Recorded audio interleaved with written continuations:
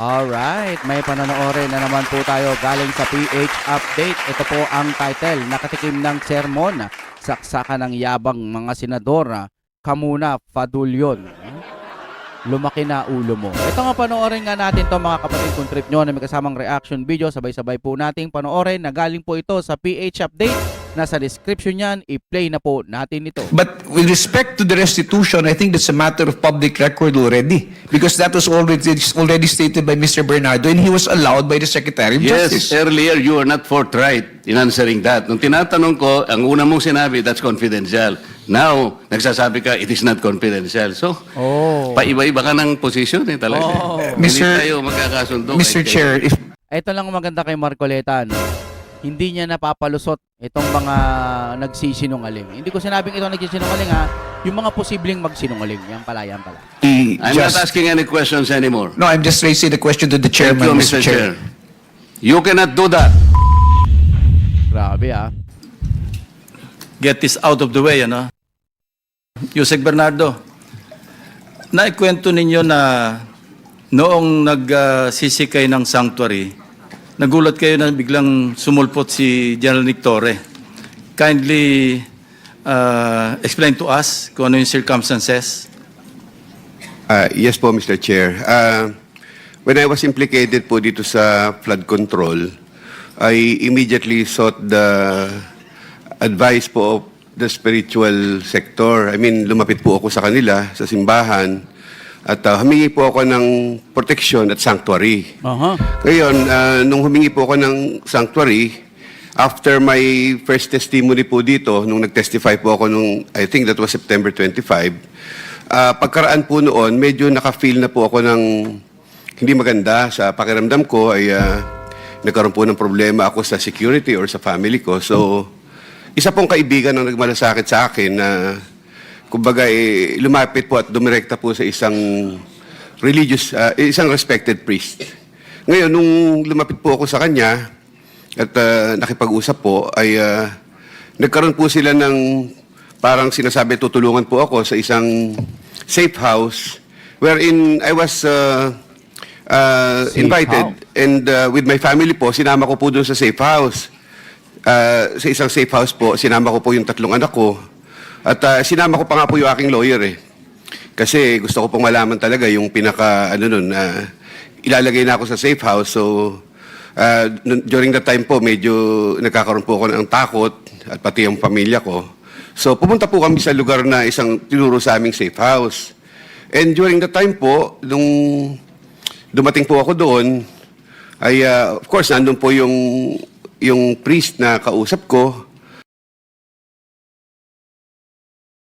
At nung dumating po kami doon, ay namangha po ako, nandun si General Torre. So, nung nandun po si General Torre, of course, alam ko naman po na during the time, he was already on floating status.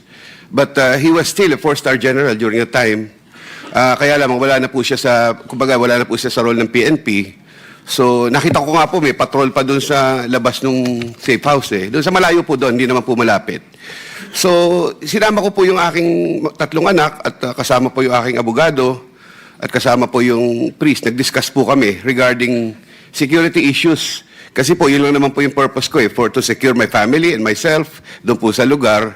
But nung malaunan po, he told me about the restrictions of yung pong mga bagay na pwedeng gawin sa safe house, mga hindi dapat gawin. So, nagkaroon po ako ng nag-iisip po ako noon. Sabi ko, siyempre, I need to consult with my family kasi 3 anak ko lang po yung kasama ko doon. So, nagpaalam po ako because during the time po, I'll be having my check-up. Kailangan ko po magpa-check up sapagkat meron po akong problema sa sinus. So, during the time po, nagpaalam po ako na sabi ko, maybe I can go back after 2 days kasi magpapa-check up naman po ako and I will be seeking the help of my own security. Ako na lang po yung gaganap mismo at nangako po ako na babalik po ako after 2 days. But after 2 days po, ay napag-aduan po namin that for the meantime, medyo nabigla din po kasi mga anak ko dahil siyempre po nanibago po sa sitwasyon namin at marami pong events na nangyari. So, hindi na po ako bumalik doon. So, ang ginawa ko po, ay parang naputol na yung aking communication after that time. So, hindi na po ako nagbalik doon. Was he following up? Bakit hindi ka na bumalik? I think meron pong during that time, I've got his number po. Doon sa araw na yon, nung gabi po na yon, at nagte-text po siya, kinukumusta po ako ni General. So sabi ko naman po, okay naman ako. But after that po, I decided to reset my phone. Yeah, ang pagtataka ko lang, hindi ba nag-occur sa iyo under whose authority and in what capacity could General Torre provide security para sa iyo? Medyo nag-isip din po ako noon while ako naman po buwan tiwala ko because of my spiritual advisor, yung pong yung pari po nakausap ko. So, ako naman po nag-iisip din po ako mabuti doon kasi during the time po that we were talking, palabas-labas po siya at may tinatawagan. Yeah, hindi, nasa kanya na. Anyway, alam nyo, kaya lang ako interesado because scatterbat ito Ito, unreliable. Kumbaga sa aming classification, sa military, sa police, F6. No? Hindi A1, F6, pinakamababa. Na meron daw mga testigo na hinahawakan tungkol sa flood control. I don't know if my colleagues here have also heard about this, sabihin natin, chismis. Pero very loud yung chismis na may mga hawak siyang ibang testigo. For what reason, or what motive, hindi ko alam. Kaya lang ako nag-interesado when I found out that he also got in touch with you through an intermediary para mag-provide ng security sa'yo. Now that you clarified the matter, hindi naman siya persistent. Hindi naman po, Mr. Chair, kasi after that po, siyempre po, doon po sa, may mga pinararating din ako doon sa aking spiritual advisor, doon po sa, tumutulong sa akin. And I think ang pinarating po sa akin, they were praying with, pinapagdasal po nila ako, ganun. So, ako naman po, on my part, nung nayari na po yon, hindi ko po alam yung, Mr. Chair, hindi ko po alam yung ganung purpose, kung mayroong purpose sa akin na But definitely, during the time po, I was in the process of applying for the WPP. Nasa Witness Protection Program application na po ako. And I think, doon naman po, yung akin naman po pagpunta ron, wala pong legality. Halimbawa po, sila po yung magko-control sa akin. Hindi ko po, yun, dahil ako naman I was with the DOJ seeking clearance and sa At DOJ. that time kasi you were already under evaluation. Yes po, Mr. Chair. And medyo positive naman yung response ng DOJ sa application mo. Yes po, Mr. So I Chair. was just wondering, bakit kailangang humingi pa ng protection outside of the WPP? Mr. Chair, ang pinaka-purpose... Hindi ka naman pwedeng bigyan ng immunity dun. No. Mr. Chair, ang akin pong paglapit sa simbahan ay for my family security at sa akin po. At saka po purely spiritual advice. Hindi po dun sa talagang, although they offered me a sanctuary na isang safe house, pero hindi po yun ang lapit ko sa kanila. Hindi naman po ganun. Yes, Senator Pangilinan. On his testimony, just one quick question. Kasi sa testimony, sa affidavit rather ni Yusek Bernardo, nabanggit niya, I can confirm based on my number 7, page 2, my personal knowledge that in some form or another and on various extents, based on current setup, each and every DPWH official employee from top and down line is buffeted with various avenues of corrupt practices. Tama po, di ba? Nabanggit niyo yan.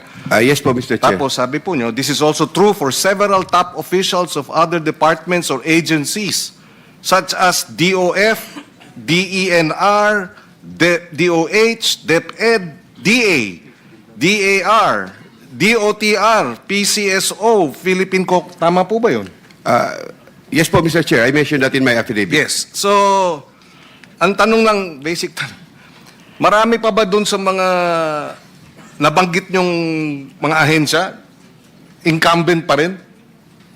Mr. Chair, may I consult with my counsel? Yes, you don't have to say the names. I won't, because that will have to be subject to of another investigation. But we just want to know, dun sa mga personal knowledge mo, Mga nakaupo pa ba itong mga ito? Yes. Because this should also be, the DOJ should also be interested in this. If we are really serious about going after all these crooks. You're right, Mr. Chair. The department is very much interested in that, and that is the reason why these matters cannot be disclosed right now, because there are ongoing case build-ups. No, I'm not asking for any name. I'm Yes, just asking for a general question. Meron pa bang mga nakaupo? Yeah, I think Yes or no? as far as that question is concerned, it's okay Yes. for Mr. Meron pa Bernardo to bang answer. nakaupo na opisyal? Yes or no? Do I have the, Yes. the clearance from the... Just yes or no? So that we are made aware. I think yes po. Yes. Okay. Thank you. Maraming salamat, Mr. Chairman. Before we leave this topic, nabanggit nyo sa affidavit nyo na si Secretary Bunuan, mentor ninyo, di ba? Yes po, Mr. Chair. How long have you known him? I think kahit po nung ako'y isang assistant district engineer or district engineer po. But you used to be very, very close, hindi ba? Nagpapasyal po ako sa kanya noon. Siyempre po, kami pong mga from the district engineering offices, ay kumbaga, namamasyal po kami sa mga USEC noon during the time. No, Dahil, hindi yung mga USEC, kay Secretary Bunuan. doon po, USEC po siya. Close, close kayo. In fact, nag-choke ka noong binanggit mo yung pangalan niya, napansin lang namin yon. Yes po, close po ako kay Sec. And wala kang, this is not a leading question, pero wala akong maisip na motibo para implicate mo siya. Other than, sabihin mo yung totoo, hindi ba? Yes po, I'm after for the truth po, Mr. Chair. Thank you. So, Chair, clarification lang. I noticed, Mr. Chair, when Yusek Bernardo tried to confer with his counsel, the counsel approached him, and then before anything else, he also went to PG Padulyon. Why is that, Mr. Chair? kasi he's already admitted sa WPP and doon sa kanilang existing na rules, under the rules, kailangan bago sumagot, baka maka-apekto sa kanyang pagka-admit, kailangan talaga may clearance sa DOJ. Thank you. Medyo magulo yun, Mr. Chair, kasi... Medyo magulo nga rin, pero yun ang kanilang... Bakit kinakailangan nyo siyang padalan dito pagkatapos marirestrict din pala? This is an open investigation. Sana walang ganon, kasi nangyari na sa amin yon when the former DOJ was here, habang nag-uusap-usap kami rito, habang nagtatanong-tanong kami, kukunin niya yung isang witness namin o isang resource person, dadalhin sa NBI. Pagdating sa NBI, meron ng supplemental affidavit. Naguguluhan kami sa ganung pangyayari. This is supposed to be an independent committee under the legislature. The DOJ is an executive department. I'm not questioning this, no? But parang magulo lang sa amin. So, kaya ko lang na-point out, Mr. Chair. Question sa DOJ.